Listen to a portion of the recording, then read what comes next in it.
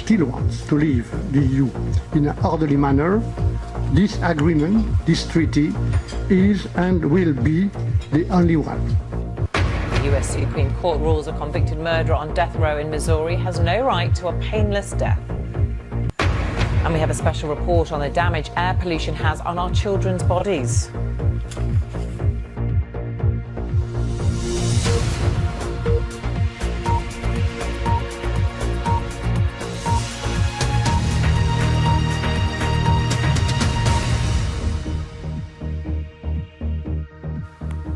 Hello and welcome to BBC World News.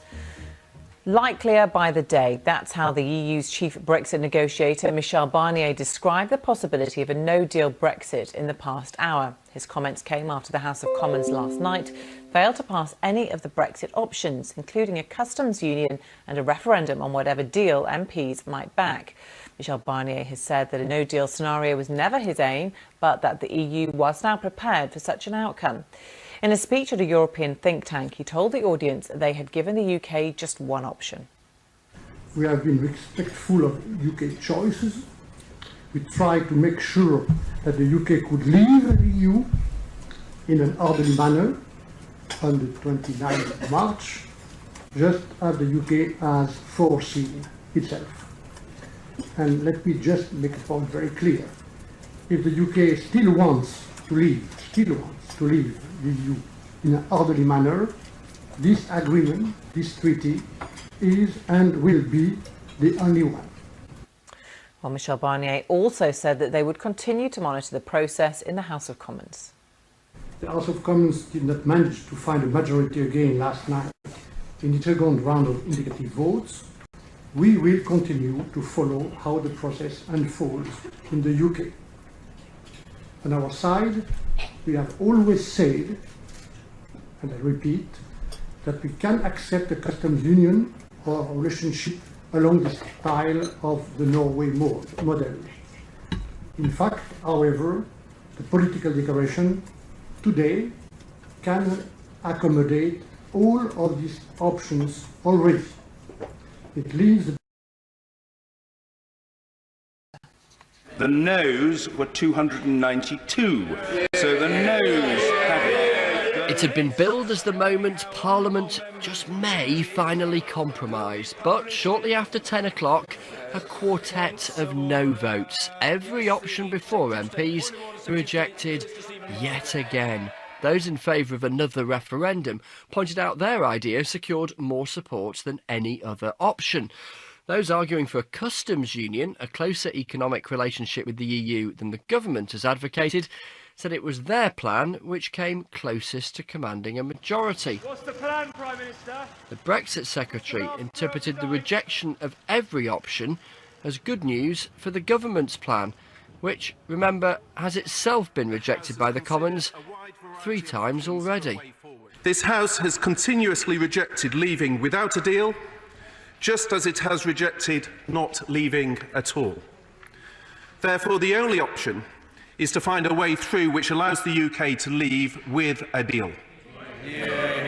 The government continues to believe that the best course of action is to do so as soon as possible. The Labour leader said he hoped MPs would get another chance to try to agree on something.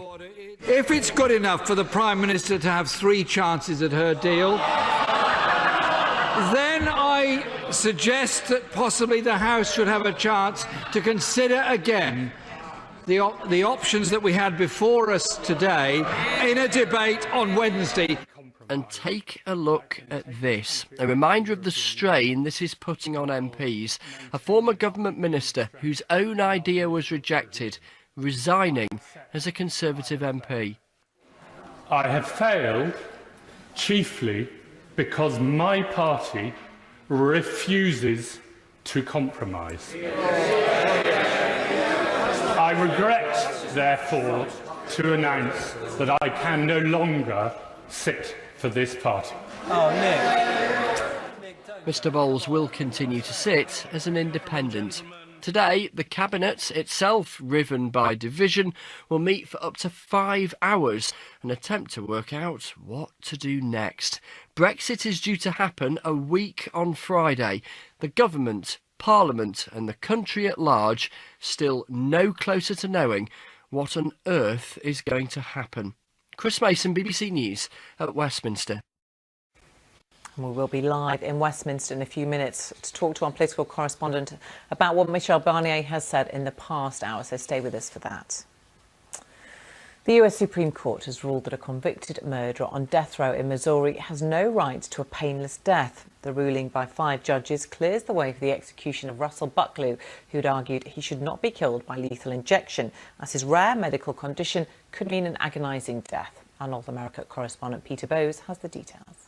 Russell Bucklew had been on death row for 20 years, more than 20 years, after he was convicted of a particularly gruesome series of crimes back in 1996 involving rape, kidnapping and murder. Now, he doesn't dispute that he was guilty of those crimes, doesn't dispute the sentence, the death sentence.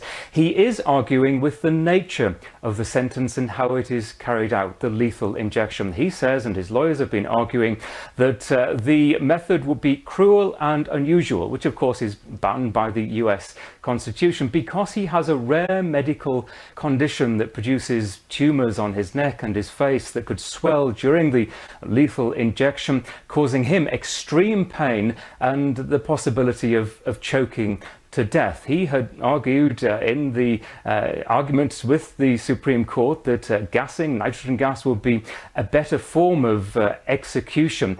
The court has said that, well, they don't buy that. They don't believe that he has sufficiently argued that execution through nitrogen gas would result in significantly less pain. The 5 justices, the 5 Conservative justices, have also argued that essentially his legal opposition to this, which came just days before his original execution date, was simply a stalling tactic, a delaying tactic to delay his eventual execution. There's been a lot of controversy in a number of states about the apparent secrecy behind the methods used, and especially as it applies to lethal injections in a number of states. So this could have wider reaching implications, and of course a lot of people pointing out the political differences on the Supreme Court. We have 5 Conservative justices here believing that this execution should go ahead as a lethal injection. The Liberal justices dissenting from that. Just to quote you, one of the Liberal justices saying that there are higher values than ensuring executions run on time. And of course that is a counter argument to the statement that this was essentially just a delaying tactic by this inmate. Peter Bowes there. A US government committee is widening its investigation into accusations the Trump administration gave White House clearance to dozens of people, despite officials warning they could pose a security risk. They include Mr. Trump's son-in-law, Jared Kushner, and his daughter, Ivanka. The chairman of the US House Oversight Committee is threatening to issue subpoenas to those named by a White House whistleblower. Caroline Rigby has more. President Trump arrived at the White House promising to drain the swamp. That included bringing in a slew of people who had never worked in politics before, and with it, the need for many new security clearances. But now a White House security advisor has told Congress the decisions regarding at least 25 applications were overturned. Initially rejected because of concerns around possible foreign influence, conflict of interests, criminal conduct, financial problems or drug abuse, whistleblower Tricia Newbold said the clearances were later granted with little explanation as to why. The House Oversight and Reform Committee is now widening its investigation into the background checks, which include those of President Trump's son-in-law Jared Kushner and daughter Ivanka Trump. In a letter to the White House, the committee's chairman stated he had previously requested documents and witnesses, and that, in the light of grave reports from this whistleblower and the ongoing refusal of the White House to provide the information needed to conduct the investigation, the committee now plans to proceed with compulsory process and begin authorising subpoenas. But Republican Jim Jordan, a ranking member of the committee, called the investigation a partisan attack and an excuse to go fishing. The White House is yet to comment. Caroline Rigby, BBC News. Let's go back to our main story now. And the Prime Minister, Theresa May, will chair a 5-hour-long cabinet meeting today to try and break the impasse over the Brexit situation. Let's talk to our political correspondent, Nick Eardley, who's at Westminster for us. Nick, welcome to you. We've heard from Michel Barnier, the EU's chief negotiator, in the past hour, saying the deal that's on the table is the deal. There may be room for manoeuvre in terms of the political settlement, but the divorce, this is what you're going to get. So the cabinet knows today full well when they meet for this marathon meeting that the options that are on the table aren't going to change. Is it going to shift the dial, do you think? The truth is, at the moment, it's quite hard to see a solution that's workable for everybody in the UK government. There are some cabinet ministers who would quite happily pivot to a closer relationship with the European Union in the future part of the deal, the future relationship, the thing that comes after the UK leaves. But there are some who are totally against that, who think the idea of perhaps staying in a customs union or having strong alignment with the single market would be a betrayal of the Leave vote back in 2016. So I suspect we will get quite a fiery cabinet meeting this morning. Meanwhile, the ministers we have been able to speak to this morning are making the same argument that they've been making for weeks. And for some people, this will mean that they're tearing their hair out, but the government isn't changing its position. It thinks its deal, quite frankly, is the only one on the table, the only workable deal that can get through Parliament. And it's now saying to opposition MPs who so far have refused to back it, you've had your chance. You had a series of indicative votes, you looked at alternatives, you failed to come up with anything, so now it's time to deliver and back our deal. Problem is, at the moment, nobody's budging. Yeah, and the pressure is on. I mean, it has been throughout this process. We've missed one deadline. We had an extension. We've heard now from Michel Barnier that the April 12th extension is D-Day, that there isn't going to be an extension unless there's a serious justification that the UK government offers for one. I mean, what could they come up with if they need one to justify that, to get the EU to agree to that? Yeah, exactly. What is it that the UK government is going to decide today, should it want that further extension, that persuades Europe that something different is going to happen? That this isn't just another kicking the can down the road to have the conversations that we've been standing outside Parliament for the last 2 years having. I suspect many in Europe will be asking that exact question this morning. It's worth pointing out, in the Cabinet and within the Conservative Party, there are many MPs who say, if we need to, we just leave. We don't need a deal. The UK would be fine on its own. We'll manage the process.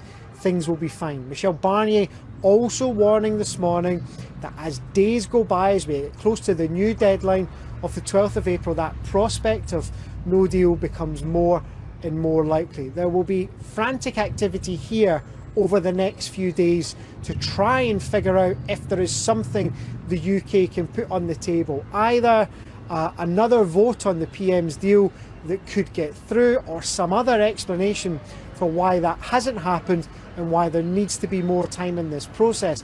But as has happened so much, when Parliament makes decisions or when the government makes decisions, they often leave us with more questions than answers. And where we're standing just now, what Brexit looks like is just so far from clear.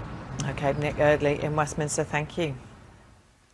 Well, there's plenty more analysis of what could happen next following the latest round of Brexit votes in the House of Commons. Head to our website. You can also find a feature on what a softer Brexit could look like. That's all at bbc.com/news. Or, of course, you can download the BBC News app. Let's get a look at some of the day's other news now. And Algeria's embattled leader, Abdelaziz Bouteflika, is expected to resign before April the 28th. That's the last day of his current term in office.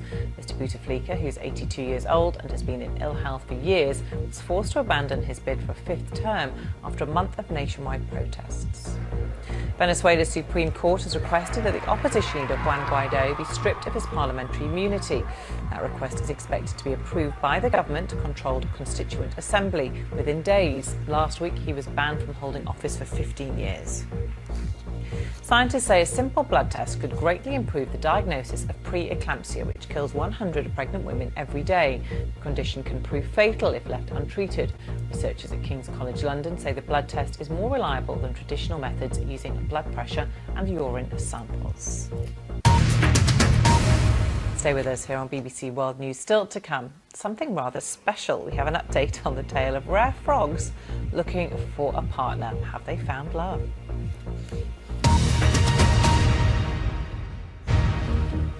This is BBC World News, the latest headlines. Just 10 days before the UK is due to leave the European Union, the Cabinet will meet on Tuesday, trying to work out what to do next. The EU's chief Brexit negotiator, Michel Barnier, says the existing deal with the UK is still the only one available. Now, what does air pollution actually do to our bodies? Scientists say there's growing evidence of the harm, not just in the lungs, but in other organs like the heart and brain as well. Children are known to be at particular risk, and the impacts of toxins in the air are more serious than previously thought. Our science editor David Shukman has more. Outside a school, we use a heat camera to reveal air pollution. Scientists are discovering that it's far more dangerous than previously thought. The exhaust stands out in this video because it's hotter than the surroundings. It flows right beside the children. They're closer to the ground than adults, so their health is more at risk. And this is the equipment that you'll be using to monitor air pollution and how clean or dirty the air that you're breathing over that week is. To find out more, researchers hand out pollution monitors.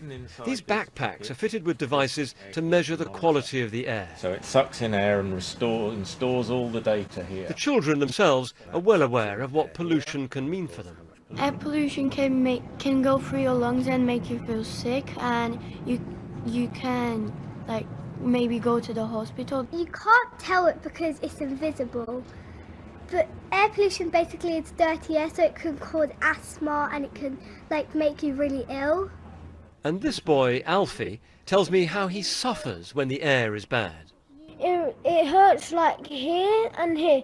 So I had to stay up one night because my chest was really bad because all the polluted air, and I couldn't go to sleep. My mum had to stay awake, and because she was looking after me.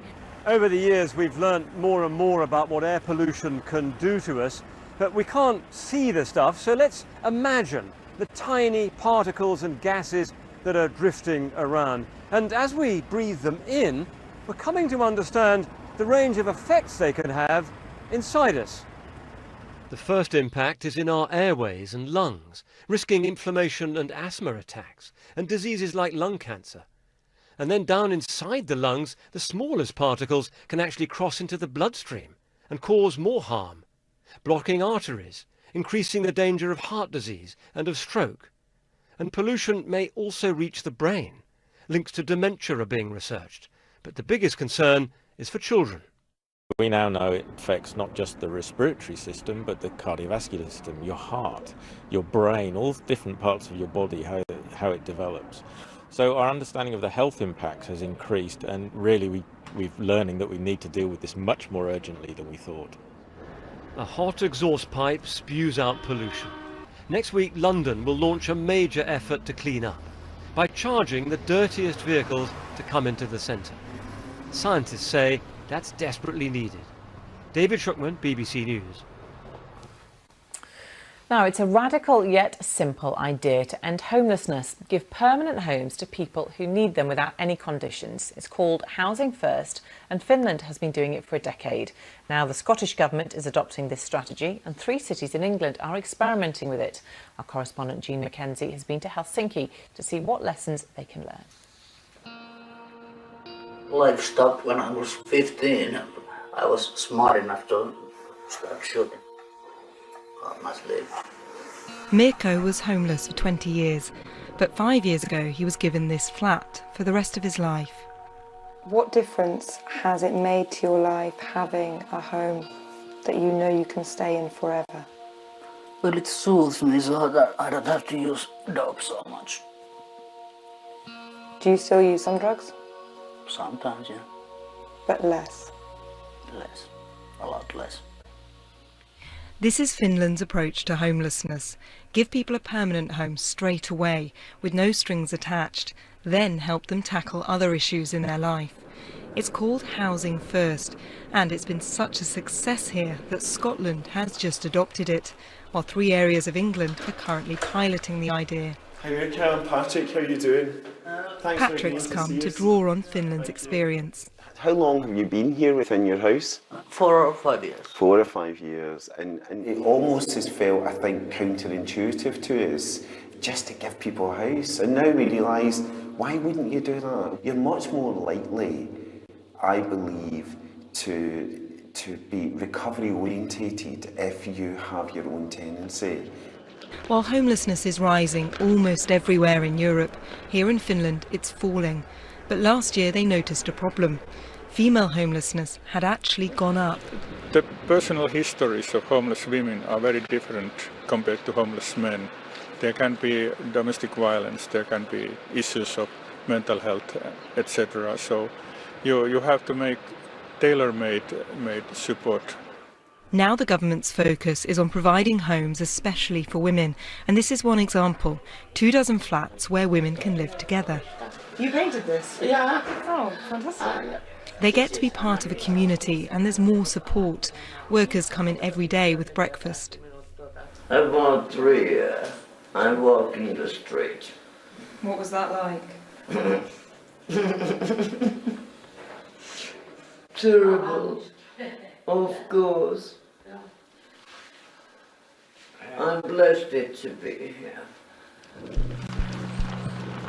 We've been in Helsinki for 3 days now, and we've seen a handful of people out begging on the street, but no one's sleeping out here. Rough sleepers just aren't the familiar sight that they are in other cities around the world. If anything, this proves there is a different way of helping the homeless, which the rest of the world is waking up to. Jean Mackenzie, BBC News, Helsinki. Now, earlier this year, we reported on Romeo. He is the world's loneliest frog. There he is. Well, he'd spent a decade alone in captivity and was thought to be the last of his species. Now, though, a partner has been found. You can probably guess her name. Andy Beat has more. A first date and a last chance for one of the world's rarest creatures. Romeo and Juliet set to take the plunge in a new role as star-crossed lovers. But only after leaping past some strict health checks. We consulted with other experts around the world to make sure that we had taken all the precautions necessary to make sure that it was the right moment. And then we all reached a decision together that we were going to finally put them together and start learning about the reproduction of this species. Until Juliet's discovery in the Bolivian rainforest, the future of the Cervencus water frog looked bleak. But 2 trips and $25,000 later, triumph. Not just 1, but 5 frogs. 3 males and 2 females. Tenemos otro Romeo! Now this couple, and in time all the frogs, have to master a romantic manoeuvre known as amplexus. Amplexus is a hug with a lot of feeling and a lot of love, when the male holds the female in the back and hold her, and they yeah, it's just a hug that the men hold the female. With conservationists on tenterhooks for spawn and tadpoles, and a global audience tuning in once a week on social media, the pressure's on. But early signs are good. Andy Beat, BBC News. Happy news for Romeo. Now, just before we go, a reminder that Michel Barnier, the EU's chief negotiator on Brexit, has been talking at a meeting. He has said in the past few minutes that if there's no deal with Brexit, the EU would still demand the UK honour obligations on citizens' rights, financial and the Irish border. Plenty more on that coming up, but Business Live is also next up with Sally and Ben. Bye from me. Thanks for watching. Hello there. Many parts of North America enjoyed some sunshine on Monday. There are a couple of areas of cloud, though, that we need to keep a close eye on. This cloud is coming in from the Pacific. It's going to bring some rain and some mountain snow. This area of cloud here has already produced some wet weather in the southeast. That's developing into an area of low pressure, so the winds are picking up and it will drive that wetter weather up the eastern seaboard towards Virginia. Another area of low pressure, this is drawing down some colder air from Hudson Bay, James Bay towards the Great Lakes. States and into eastern parts of Canada. For the Pacific Northwest, mind you, it looks like a dry day on Tuesday. Reasonable temperatures for this time of the year. We've got the wetter weather moving though into Oregon, into northern parts of California. Some rain, but some snow to higher elevations. Bit of heat across the Four Corners. But here we could see some wetter weather around the middle part of the week. And probably by Wednesday, we're turning cooler and rather more showery there in the Pacific Northwest. Not too much change in the temperatures for San Francisco and LA. It's a bit colder, as you can see, across some central and eastern parts of Canada at the moment. There's a bit more warmth, though, around Tennessee, southwards into the likes of Texas, and also for Louisiana, and that warmth will push its way northwards actually, so we'll see a significant rise in temperature for New York and Atlanta, cooling down a touch in Miami.